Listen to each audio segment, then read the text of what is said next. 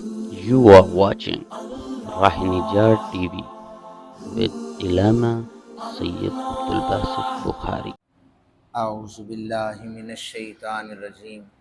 بسم اللہ الرحمن الرحیم صلو علی الحبیب اللہم صلی علی سیدنا و مولانا محمد وبارک وسلم وصلی علیہ۔ آیات آپ کے سامنے لکھی ہیں، میرے ساتھ مل کے پڑھیے۔ بسم اللہ الرحمن الرحیم۔ فَإِذَا قَضَيْتُم مناسککم فاذکروا اللہ کذکرکم آباءکم او اشد ذکرا فمن الناس من یقول ربنا آتنا فی الدنیا وما له فی الآخرة من خلاق ومنهم من يقول ربنا آتنا فی الدنیا حسنة وفی الآخرة حسنة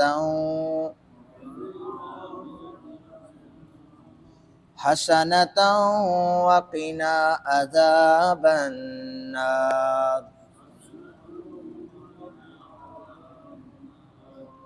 آگے دو مزید آیات اسی سے متعلقہ ہیں، وہ میں پڑھ دیتا ہوں۔ اولئک لہم نصیب مما کسبوا واللہ سریع الحساب واذکروا اللہ فی ایام معدودات فمن تعجل فی یومین فلا اثم علیہ ومن تأخر فلا اثم علیہ لمن اتقى واتقوا اللہ واعلموا انکم الیہ تحشرون۔ صدق اللہ العظیم۔ لا ریب کلام میں رب ذوالجلال ارشاد فرما رہے ہیں کہ پھر جب تم حج کی عبادات مکمل کر چکو تو اس طرح اللہ کا ذکر کرو جیسے اپنے باپ دادا کا ذکر کرتے تھے، بلکہ اس سے بھی زیادہ ذکر کرو۔ اور بعض لوگ ایسے ہیں جو کہتے ہیں کہ اے ہمارے رب ہمیں دنیا میں دے اور ان کے لیے آخرت میں کوئی حصہ نہیں ہے۔ ان میں سے بعض وہ ہیں جو کہتے ہیں اے ہمارے رب ہمیں دنیا میں اچھائی عطا فرما، آخرت میں بھی اچھائی عطا فرما، ہم کو دوزخ کے عذاب سے بچا۔ یہ وہ لوگ ہیں جن کے لیے ان کی کمائی سے حصہ ہے، اور اللہ وحدہ لم یزل جلد حساب لینے والا ہے۔ اور گنے چنے دنوں میں اللہ کو یاد کرو، سو جس نے 2 دنوں میں روانہ ہونے کی جلدی کی اس پر کوئی حرج نہیں ہے، اور جس نے تاخیر کی اس پر بھی کوئی حرج نہیں ہے۔ یہ حکم اس کے لیے ہے جو اللہ سے ڈرے، اور اللہ سے ڈرتے رہو، جان لو کہ بے شک تم سب اس کی طرف جمع کیے جاؤ گے۔ قرآن حکیم کی ان آیات کا ترجمہ میں نے آپ حضرات کے سامنے پیش کیا ہے، یہ لفظی ترجمہ تھا۔ مفہوم اس کا یہ ہے کہ زمانہ جاہلیت میں لوگ حج کی عبادات سے فارغ ہونے کے بعد اپنے آباء و اجداد کی بڑائیاں بیان کیا کرتے تھے، بتاتے تھے کہ ہمارے باپ دادا نے یہ کارنامے سر انجام دیے ہیں، اور ان کی عظمتوں کا ذکر کرتے تھے، وہ ان کی جنگوں کا ذکر کیا کرتے تھے، ان کے مال کا، ان کے پیسے اور جائیدادوں کا ذکر کیا کرتے تھے۔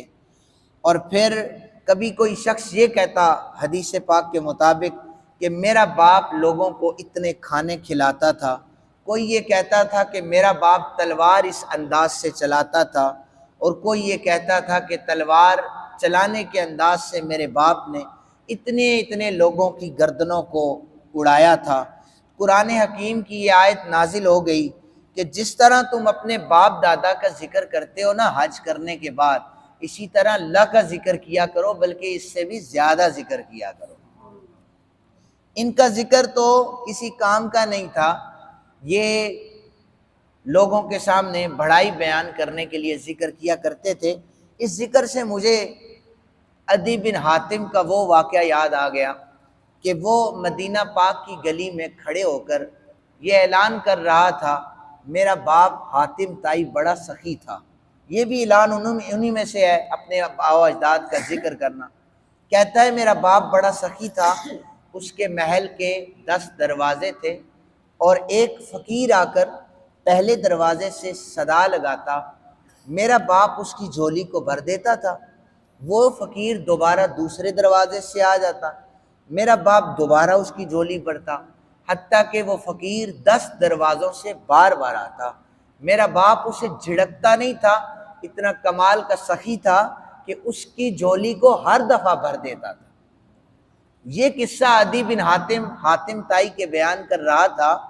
گلی کے کونے میں سے امام حسین علیہ السلام کا گزر ہوا۔ آپ نے پوچھا کہ یہ شخص جو بھیڑ لگا کر کھڑا ہے یہ اعلان کیا کر رہا ہے؟ لوگوں نے بتایا یہ قصے بیان کر رہا ہے۔ امام حسین علیہ السلام فرمانے لگے، عدی تو اپنے باپ کے قصے نہیں، اپنے باپ کے بڑھائی نہیں، بلکہ اپنے باپ کے عیبوں کو بیان کر رہا ہے۔ عدی کہنے لگا، حسین یہ عیب کیسے ہو سکتے ہیں؟ میں نے تو یہ کہا ہے نا کہ 10 دروازوں سے ایک منگتا بار بار آتا، میرا باپ اس کی جھولی کو بھر دیتا۔ امام حسین علیہ السلام فرمانے لگے، دیکھو ایک دروازے سے تیرا باپ اس منگتے کی ضرورت کو پوری نہیں کرتا تھا، اسے ضرورت پڑتی وہ دوبارہ آ جاتا، اس کی ضرورت پوری نہ ہوتی وہ پھر آ جاتا۔ عدی یہ تیرے باپ کی خوبیاں نہیں ہیں، یہ خامیاں ہیں۔ میں تجھے اپنے نانا کی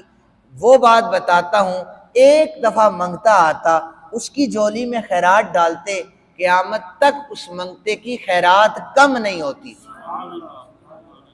میرے نانا کی بارگاہ میں تو جناب حضرت ابو ہریرہ آئے، عرض کرنے لگے، آقا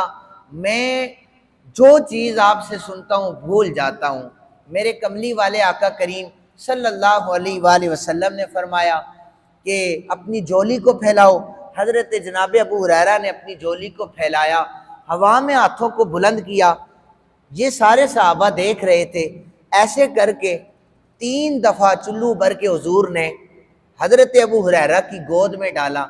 حضرت ابو ہریرہ کہتے ہیں وہ دن تھا، اس دن کے بعد رسول پاک صلی اللہ علیہ وآلہ وسلم سے کوئی بھی لفظ میں نے سنا ہے مجھے کبھی بھولا نہیں ہے۔ فرمایا عدی یہ خیرات تو ہمارے نانا تقسیم کرتے تھے کہ جب جھولی بھری جاتی تھی تو پھر جھولی کبھی خالی نہیں ہوتی تھی۔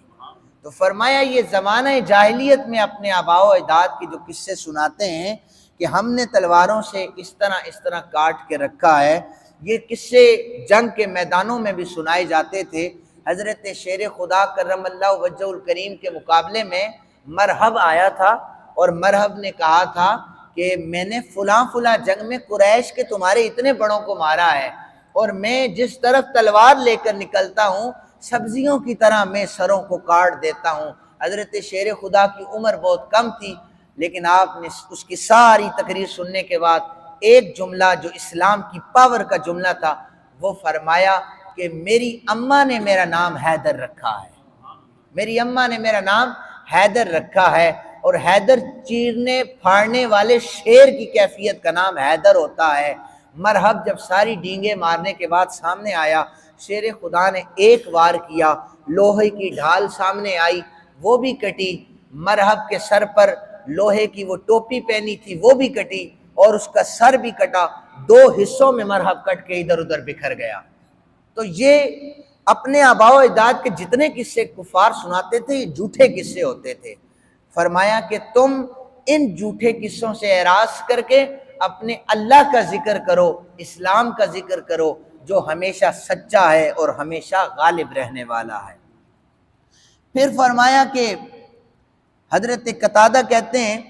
کہ کچھ لوگ وہاں پر کھڑے ہو کر بعد میں دعائیں بھی مانگا کرتے تھے، لیکن نبی رحمت صلی اللہ علیہ وآلہ وسلم نے فرمایا جب تم اہم ترین فریضے سے فارغ ہو جاؤ تو دنیا میں بھی خیر طلب کرو، آخرت کے لیے بھی بھلائی مانگو۔ مانگو کہ یا اللہ ہمیں دنیا میں بھی خیر عطا فرما، ہمیں آخرت میں بھی بھلائی عطا فرما، تو اللہ تعالیٰ تمہاری دعا کو قبول فرمائے گا۔ فرمایا یہ وہ لوگ ہیں کہ جن کے لیے ان کی کمائی سے حصہ ہے اور اللہ جلد حساب لینے والا ہے۔ جلد حساب سے مراد مفسرین کرام نے لکھا ہے کہ جتنی دیر بکری کا دودھ نکالنے میں لگتی ہے اتنی دیر میں اللہ ساری کائنات کا حساب لے لے گا، اتنی سی دیر لگے گی، اللہ تعالیٰ فوراً حساب لے لے گا بکری کا دودھ جتنی دیر میں نکالا جاتا ہے۔ فرمایا گنے چنے دنوں میں میرا ذکر کرو، یہ تکبیرات تشریق کے حوالے سے بھی ہے، اور پھر حج کے دنوں میں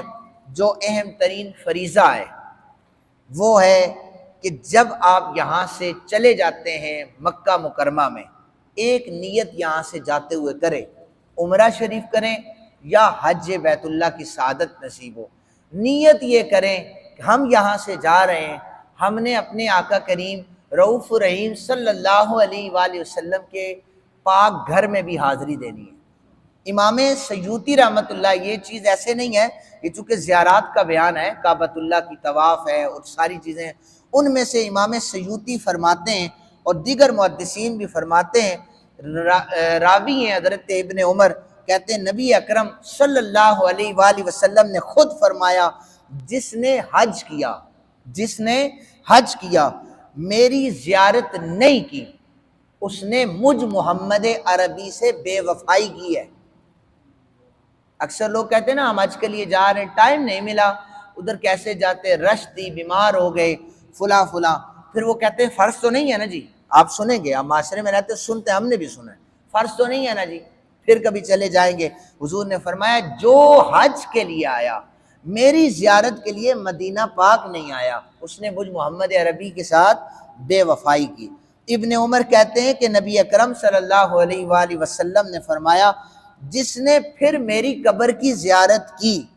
اس کے لیے میری شفاعت واجب ہو جائے گی، اور پھر فرمایا کہ جس شخص نے میری قبر کی زیارت کی اور میں اس کی شفاعت بھی کروں گا، اس کی شہادت بھی دوں گا، اور پھر اگر کوئی شخص میرے حرم میں مدینہ پاک میں فوت ہو جاتا ہے تو وہ قیامت والے دن امن والے لوگوں میں شمار کیا جائے گا۔ اور آقا کریم صلی اللہ علیہ وآلہ وسلم کے حوالے سے حضرت جابر کو قبر کے پاس روتے ہوئے دیکھا گیا، حضرت جناب جابر نبی پاک صلی اللہ علیہ وآلہ وسلم کے روضہ مبارک کے پاس رویا کرتے تھے، تو کہتے تھے کہ میں نے نبی اکرم صلی اللہ علیہ وآلہ وسلم کو یہ فرماتے ہوئے سنا ہے کہ میری قبر اور ممبر کے درمیان جو حصہ جنت کے باغوں میں سے ایک باغ ہے، اپنے آنسو اس لیے آ کر بہا رہا ہوتا ہوں کہ مالک تیرے پاک نبی صلی اللہ علیہ وآلہ وسلم کے دربار میں آیا ہوں، یہاں آنسو بہا رہا ہوں، یہ جنت کا ٹکڑا بھی گواہ ہو جائے کہ جابر نے آنسو بہائے ہیں، اور میرے آقا کریم صلی اللہ علیہ وآلہ وسلم کی حدیث مبارکہ کہ من زار قبری وجبت لہو شفاعتی، جس نے میری قبر کی زیارت کی اس پر میری شفاعت واجب ہو۔ اور ہم سارے جو ہیں یہ نسبتوں والے لوگ ہیں، ہم محبت والے لوگ ہیں، ہم کسی سے اختلاف کرتے ہی نہیں ہیں۔ ہمارا کیا ہے کہ اللہ تعالیٰ کو منانا ہے تو بارگاہ رسالت مآب صلی اللہ علیہ وآلہ وسلم میں جانا ہوگا، وسیلہ حضور صلی اللہ علیہ وسلم کا دینا ہوگا، اور نبی پاک صلی اللہ علیہ وآلہ وسلم سے کوئی عرضی پیش کرنی ہے نا تو جنت البقیع میں سیدہ فاطمہ پاک کے پاس حاضر ہو جائیں۔ آقا کریم صلی اللہ علیہ وآلہ وسلم اپنی بیٹی سے کتنا پیار کرتے تھے، آپ سیدہ پاک کے دربار میں حاضر ہو جائیں، ہاتھ باندھ کے عرضی پیش کریں، سیدہ ہم آپ کی بارگاہ میں عرضی پیش کرتے ہیں، عرضی پیش کر رہے ہیں، آپ اپنے بابا سے کہیں نا کہ وہ اللہ کی بارگاہ میں ہمارے لیے دعا فرمائیں۔ یہ طریقہ ہے محبت والوں کا۔ اور پھر بھی ہم جو اہل محبت ہے اس سے بھی دو قدم آگے کہ غزوہ احد میں شہید ہونے والے میرے آقا کریم صلی اللہ علیہ وآلہ وسلم کے پاک چچا حضرت امیر حمزہ رضی اللہ تعالیٰ عنہ، ان کے جب پاس آپ چلے جائیں، اور آقا کریم رؤوف رحیم صلی اللہ علیہ وآلہ وسلم کے زمانے میں یہ چیزیں میں ویسے ہی نہیں کر رہا، زمانے میں جو چیز حضور نبی رحمت صلی اللہ علیہ وسلم سے منائی جاتی تھی ڈائریکٹ کوئی نہیں آتا تھا، حضرت امیر حمزہ کے پاس جاتے تھے، حضور کے چچا کے پاس جاتے تھے، امیر حمزہ آپ آقا کریم صلی اللہ علیہ وآلہ وسلم سے عرضی پیش کریں،